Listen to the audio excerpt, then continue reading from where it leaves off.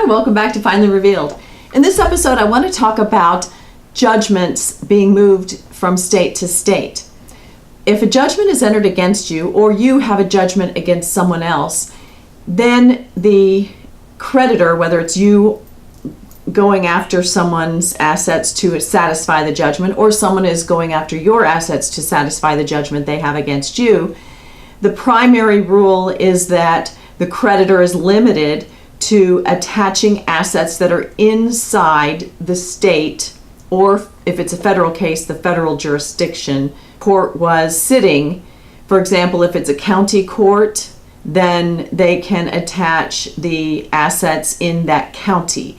Meaning, if you have a bank if you have a bank account and the bank has a branch office in that county, they can send a garnishment to that bank. If you work in that county and your income is paid in that county, they can then send a garnishment that way. If you live in the county, which is most likely the case, if you're the defendant, they can attach your vehicles, your personal property, cash, your house in certain situations that is located in that county. If you are living in that county and you have other property in that state, then the judgment can be moved from county to county within that state to pursue other assets. If you live in the state and a judgment is entered, then you move to another state, or the creditor discovers that you have assets in other states. That judgment can be transcribed and recorded in those other states to pursue either you or your assets. And when I say pursue you, pursue your earnings or cash that you might have with you, or belongings that you take with you if you move to another state. They can't pursue you, but pursue your assets. When that happens, when the judgment is moved, when it's moved within your state, you may not receive notice of that. It might just be recorded. But when it moves outside of the original state, you are to receive notice of that by the filing of a foreign judgment registration or affidavit. If you did not participate in the original judgment being entered, in other words, you didn't know about it, or you did know about it but service was defective and you heard about it some other way, when it is recorded or registered in a new state and you are receiving notice, the reason that you're receiving notice is now there's an opportunity for this new state to take a look at it and see if it's proper or if there are any irregularities. Now, the court's not going to delve into it on its own.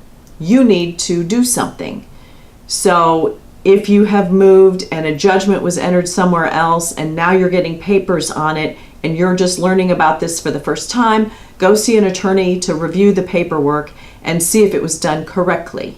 As I said in another video, an attorney can enter a special appearance for you, which does not mean you're jumping into the whole case, but they are only doing a limited special appearance for purposes of disputing the propriety of it starting in that court, which is completely different, and you can't do that on your own. You can go in most courts on your own as a pro se, on your own litigant, but you can't do a special appearance. And so if you jump into a case, you're in it. So then your argument about service doesn't matter, because now you're saying, here I am, let's see what's going on with this case.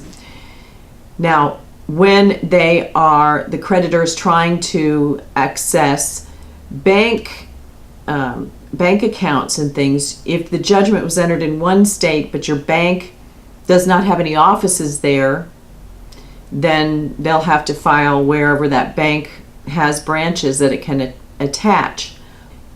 If you work for a company that has an office in the place where the judgment is originally taken, but you don't work in that office, but they have an office there, then your wages can be attached by service of a garnishment on that employer in that location.